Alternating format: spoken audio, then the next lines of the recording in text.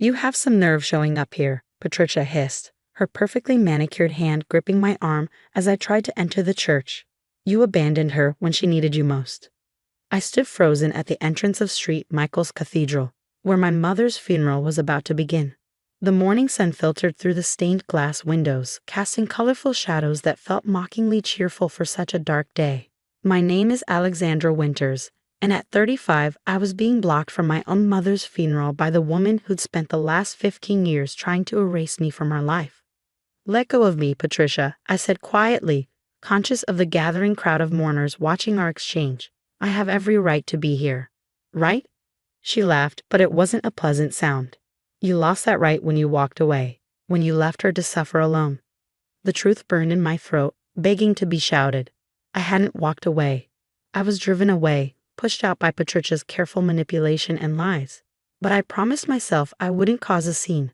Not today, not at Mom's funeral. Is there a problem here? A deep voice cut through the tension. Pastor Michael, who'd known our family for decades, stepped forward from the church doorway. Patricia immediately transformed, her grip loosening as she dabbed at invisible tears with her free hand.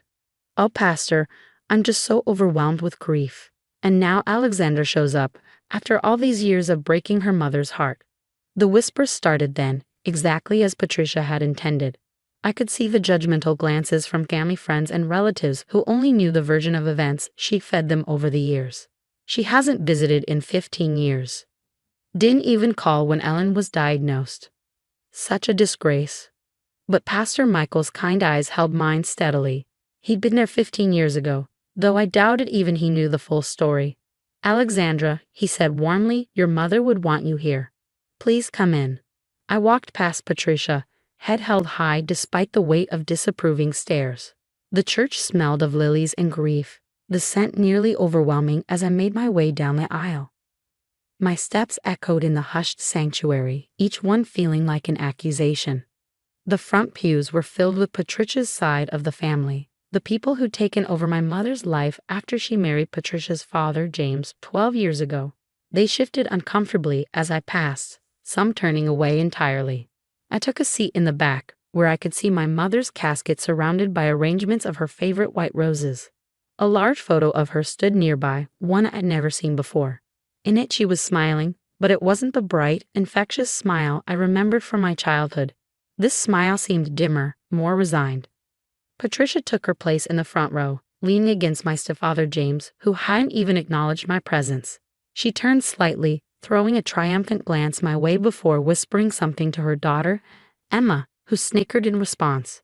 As Pastor Michael approached the podium, I closed my eyes, fighting back tears. The last time I'd seen Mom was through a hospital window 3 months ago. Patricia had convinced the staff I wasn't on the approved visitors list. By the time I'd sorted it out, Mom had been moved to a different facility. One Patricia refused to disclose. We are gathered here today to celebrate the life of Ellen Winters Crawford, Pastor Michael began, his voice gentle but firm. Before we begin the service, Ellen left something in my care. She was quite insistent that it be shared today. My eyes snapped open as he reached beneath the podium and withdrew a worn leather-bound book. Patricia sat up straighter, her spine stiffening visibly. Her diary, Pastor Michael explained, and these. He lifted a bundle of envelopes held together with a faded blue ribbon. Ellen wrote faithfully for 15 years, and she asked that I read selected passages today. That won't be necessary, Patricia interrupted, half rising from her seat. We should focus on the service. It was Ellen's explicit wish, Pastor Michael said firmly, opening the diary to a marked page, and we are here to honor her wishes. The silence in the church grew heavier as he cleared his throat. But before he could begin reading, Patricia stood up fully, her voice sharp with barely controlled panic. Those are private family matters, she insisted. This isn't appropriate for. Dated September 15, 2008, Pastor Michael read, speaking over her objection. My dearest Alexandra. Patricia sank back into her seat, her face draining of color. In that moment, I understood. She knew what was in those letters. She knew what truths that diary held. My heart pounded as Pastor Michael continued reading, his voice carrying clearly through the hushed church. For 15 years, I carried the weight of being the bad daughter, the one who'd supposedly abandoned her mother. But as the first letter unfurled in Pastor Michael's steady voice, I realized that finally, after all these years, the truth was about to come out. The congregation shifted uncomfortably, all eyes now moving between me and Patricia as Pastor Michael turned the page. My stepmother's perfectly composed mask was cracking, and for the first time since I'd arrived, I allowed myself a small smile. Mom had always told me that the truth would come to light eventually. I just never expected it would be here, now in front of everyone who judged me. As Pastor Michael continued reading, I settled back in my seat, ready to hear what my mother had really been writing all those years I was kept away. My dearest Alexandra, Pastor Michael read, his voice echoing through the silent church. Today they told me I couldn't call you. Patricia said it would be best if we had a clean break after the incident. But she doesn't know I'm writing these letters, keeping track of every day I'm forced to be apart from you. I watched as several heads turned toward Patricia, who sat rigid in the front pew, her knuckles white as she gripped her purse. The incident they blame you for was entirely orchestrated. Pastor Michael continued reading. Patricia convinced James that you stole her mother's jewelry during your last visit. I know you didn't. I saw her hide the pieces in Emma's room myself. But when I tried to speak up, Patricia threatened to stop my medical treatments if I defended you. Gasps echoed through the church. Emma, my stepsister, slid down in her seat, her face flushed with guilt. Each day, I watched them systematically erase you from my life. They've removed our family photos, blocked your number from my phone, and intercepted your letters. But they can't erase you from my heart. Pastor Michael paused, reaching for the bundle of envelopes. These letters were written to you, Alexandra, but never sent. Your mother managed to get them to me one by one over the years, asking me to keep them safe until the right moment. He untied the blue ribbon, and dozens of envelopes spilled across the podium. Each one was dated, addressed to me in my mother's familiar handwriting. January 3rd, 2010, he read from another letter. Today was your birthday. Patricia threw a party for Emma instead, claiming it would help me move on. But I sat in my room looking at the only photo of you I have left, the tiny one I keep hidden in my locket. You would be 22 today. I wonder if you still wear your hair long, if you still love photography, if you finished college. Tears streamed down my face now. I had finished college, graduated with honors in photography. I'd sent the photos to Mom's address, but like everything else, they never reached her. March 15th, 2015, Pastor Michael selected another letter. They've moved me to a new house today, further away from our old neighborhood. I overheard Patricia telling James it was necessary because you've been asking neighbors about me. My heart soared knowing you were still trying to find me, still fighting to reach me. Don't give up, my darling girl. I hadn't given up. I'd hired private investigators, contacted police, but Patricia had always been one step ahead, moving Mom from place to place, convincing authorities that I was mentally unstable and pursuing an elderly woman who wanted no contact. Pastor Michael opened the diary to its final pages. This entry is dated just 3 weeks ago, he said softly. I know I don't have much time left. The cancer has spread, and Patricia controls my care completely now. But I've made sure these letters will reveal the truth. My dearest Alexandra, if you're hearing this, know that I never believed their lies. I never stopped loving you, never stopped fighting to reach you. They told me you had abandoned me, but I saw the cards they threw away, the gifts they returned, the calls they blocked. Patricia stood up abruptly. This is slander, she shouted. Ellen was confused near the end, her medication. The silence that followed was deafening. James had his head in his hands, while Emma couldn't meet anyone's eyes. But Patricia was already moving toward the exit, her heels clicking rapidly against the church floor. Mrs. Crawford, Pastor Michael called out, there are police officers waiting outside. Ellen asked me to contact them as well. They have some questions about elderly abuse and financial fraud. I stood up, my legs shaky but my voice strong. Patricia. She froze at the door. You couldn't erase me after all. Mom made sure of that. Through my tears, I saw Pastor Michael gathering the letters, handling them with the care they deserved. 15 years of my mother's love, hidden but never lost, finally coming to light. The truth had been worth waiting for. In the weeks following Mom's funeral, everything changed. The police investigation uncovered even more than Mom's letters had revealed. Patricia's carefully constructed web of lies unraveled spectacularly, exposing years of financial exploitation and elderly abuse. I sat in my old childhood home, now returned to my possession, sorting through Mom's belongings. Just as she'd written, the false bottom of her desk drawer contained everything: photographs, recordings, and meticulous notes documenting Patricia's manipulation. "Alex," James' voice came from the doorway, hesitant and heavy with regret.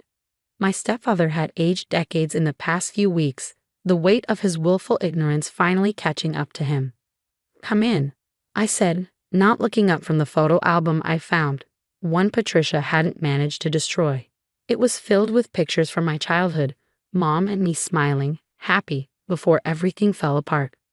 "I've been going through Patricia's things," he said, sitting heavily in Mom's reading chair. "Found these in her personal safe." He handed me a stack of cards and letters, all the birthday cards, Christmas wishes, and notes I'd sent Mom over the years. "She kept everything you sent as evidence against you," she said, "but I think she needed to maintain control, to keep proving to herself that she was justified." I took the letters with trembling hands. 15 years of communication that had never reached Mom, yet somehow found their way back to me now. "I was blind," James continued, his voice breaking. "I chose to believe Patricia because it was easier than questioning her. Your mother, Ellen, tried to tell me so many times, but I wouldn't listen. The investigation had revealed that Patricia was now facing criminal charges. Emma, consumed by guilt, had confessed everything about the jewelry incident that had started it all. She'd been 17 then, terrified of her mother, forced to play along with Patricia's schemes. "Emma wanted me to give you this," James said, placing a small jewelry box on the desk. Inside was the necklace that had allegedly been stolen, the catalyst Patricia had used to drive me away. "She's in therapy now, trying to deal with everything." I closed the jewelry box without touching the necklace. Some wounds were still too fresh. A knock at the door interrupted us. It was Pastor Michael, carrying a small package. "I found this in the church office," he said. "Your mother left it there years ago, with instructions to give it to you after the letters were read." Inside was a simple leather-bound photo album. On the first page, Mom had written, "For Alexandra, all the moments I couldn't share with you." As I turned the pages, tears filled my eyes. Mom had documented everything. My graduation day, she'd been there, hidden in the crowd. Art exhibitions of my photography work, even the opening of my studio. She followed my life from afar, collecting newspaper clippings, photographs taken by friends, keeping track of every achievement Patricia had tried to dismiss. "She never gave up on you," Pastor Michael said softly. "Even when she couldn't reach you directly, she found ways to be part of your life." The final page held a recent photo of Mom in her hospital bed, smiling weakly but holding up a small sign. "I knew you'd make me proud." "The trust has been restored to you," James said, standing to leave. "It's not much compared to what was taken, but—" "It was never about the money," I interrupted. "It was about the truth, about Mom knowing I never abandoned her." After they left, I spent hours going through Mom's diary, reading entry after entry of her daily thoughts, her unwavering love, her constant fight against Patricia's control. Each word helped heal a piece of the pain I carried for 15 years. 3 months later, I opened an art gallery dedicated to Mom. The main exhibition featured photographs spanning 15 years, all the moments we'd missed together, alongside the moments she secretly witnessed. Patricia's sentencing was scheduled for the following week, but that felt less important now. Emma came to the opening night, keeping to the edges of the crowd, uncertain of her welcome. I found her staring at a photo of Mom from her college graduation, one I'd sent that had never been received. "She kept every article about your photography," Emma said quietly, "in a secret album under her mattress. I found it once, but I was too scared of Mom to say anything." I looked at my stepsister, seeing not the smirking teenager who'd helped frame me, but a fellow victim of Patricia's manipulation. "Mom wrote about you too," I told her. "She worried about you, living under Patricia's control. She hoped you'd find the strength to break free someday." Emma wiped away tears. "I'm so sorry, Alex, for everything." The final photograph in the exhibition was the one from Mom's hospital room, with her handwritten sign. Below it, I placed her diary, open to her last entry. "Love finds a way to survive, even in the darkest places. Alexandra, you were my light always." And now finally, everyone will know the truth.